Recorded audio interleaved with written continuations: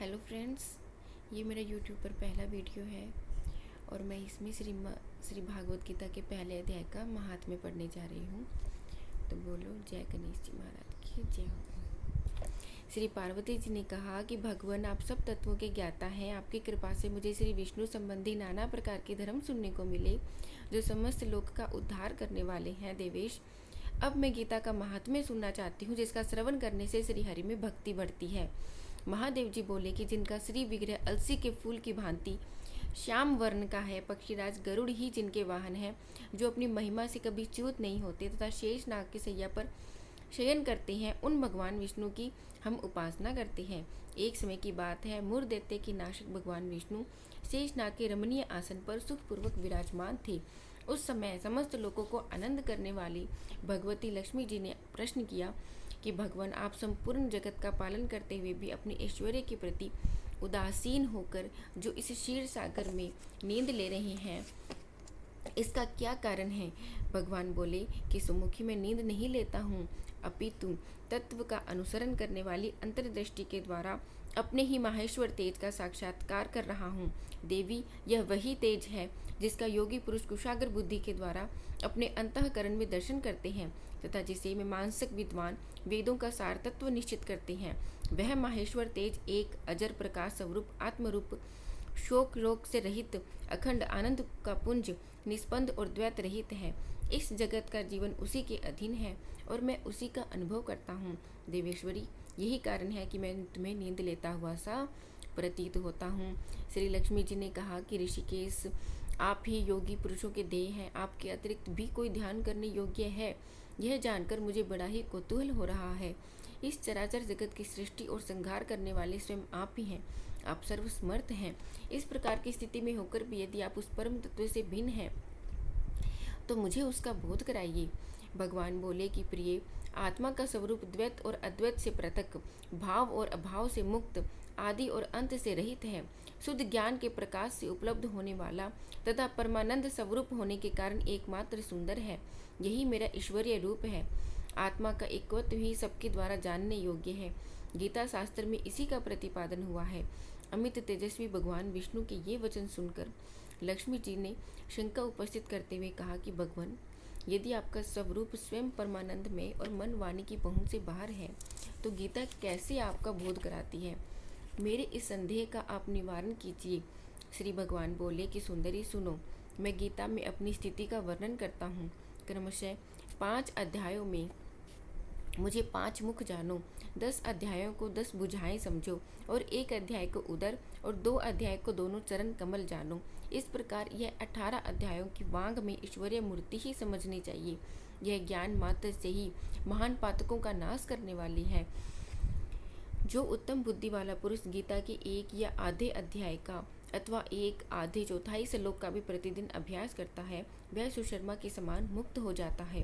श्री लक्ष्मी जी ने कहा कि देव, सुशर्मा कौन था, किस जाति का था और किस कारण से उसकी मुक्ति हुई? श्री भगवान बोले कि प्रिय, सुशर्मा बड़ी खोटी बुद्धि का मनुष्य था। पापियों का तो वह शिरोमणि था। उसका जन्म वैदिक ज्ञान से शून्य और क्रूरतापूर्ण कर्म करने वाले ब्राह्मणों के कुल में हुआ था। वह न ध्यान करता था, न जप, न होम, न अतिथियों का सत्कार करता था। वह लंपट होने के कारण सदा विषयों के सेवन में आसक्त रहता था। हल जोतता और पत्ते बेचकर जीविका चलाता था। उसी मदिरा पीने का व्यसन था और वह मांस भी खाया करता था।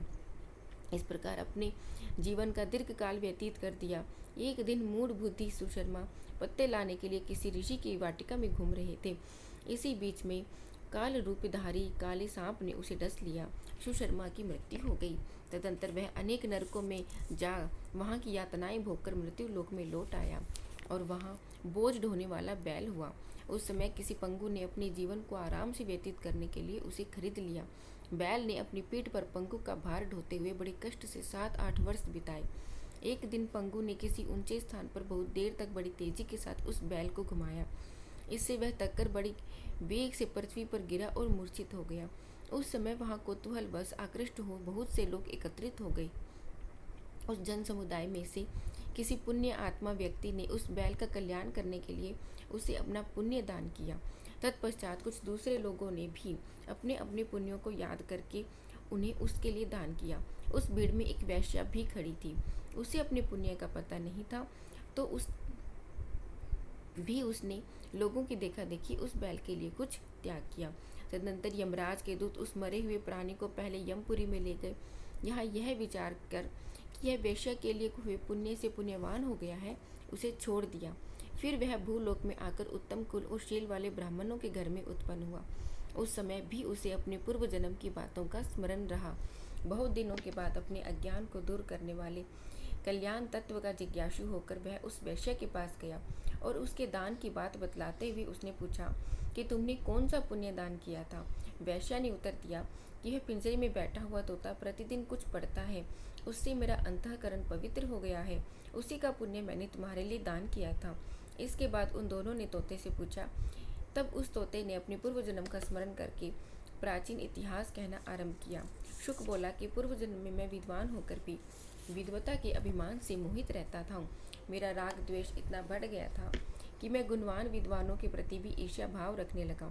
फिर समय अनुसार मेरी मृत्यु हो गई और मैं अनेकों घृणित लोकों में भटकता फिरा। उसके बाद इस लोक में आया। सदगुरु की अत्यंत निंदा करने के कारण तोते के कुल में मेरा जन्म हुआ। पापी होने के कारण छोटी अवस्था में ही मेरा माता पिता से वियोग हो गया। एक दिन मैं ग्रीष्म ऋतु में तपे हुए मार्ग पर आश्रम पड़ा था। वहां से कुछ श्रेष्ठ मुनि मुझे उठा लाए और महात्माओं के आश्रम के भीतर एक पिंजरे में उन्होंने मुझे डाल दिया। वहीं मुझे पढ़ाया गया। ऋषियों के बालक बड़े आदर के साथ गीता के प्रथम अध्याय की आवृत्ति करते थे। उन्हीं को सुनकर मैं भी बारंबार पाठ करने लगा। इसी बीच में एक चोरी करने वाले बहेलिये ने मुझे वहां से चुरा लिया। तत्पश्चात इस देवी ने मुझे खरीद लिया। यही मेरा वृतांत है, जिसे मैंने आप लोगों से बता दिया। पूर्व काल में मैंने इस प्रथम अध्याय का अभ्यास किया था, जिससे मैंने अपने पापों को दूर किया है। फिर उसी से इस वैश्य का भी अंतःकरण शुद्ध हुआ है और उसी के पुण्य से द्विज श्रेष्ठ सुशर्मा भी पाप मुक्त हो गई है। इस प्रकार परस्पर वार्तालाप और गीता के प्रथम अध्याय के महात्म्य की प्रशंसा करके वे तीनों निरंतर अपने अपने घर पर गीता का अभ्यास करने लगे। फिर ज्ञान प्राप्त करके वे मुक्त हो गए। इसलिए जो गीता के प्रथम अध्याय को पढ़ता, सुनता और अभ्यास करता है, उसे इस भवसागर को पार करने में कठिनाई नहीं होती। अब हम अगले वीडियो में गीता के प्रथम अध्याय का अध्ययन करेंगे। इस वीडियो को लाइक, शेयर और सब्सक्राइब करना ना भूलें। बाय।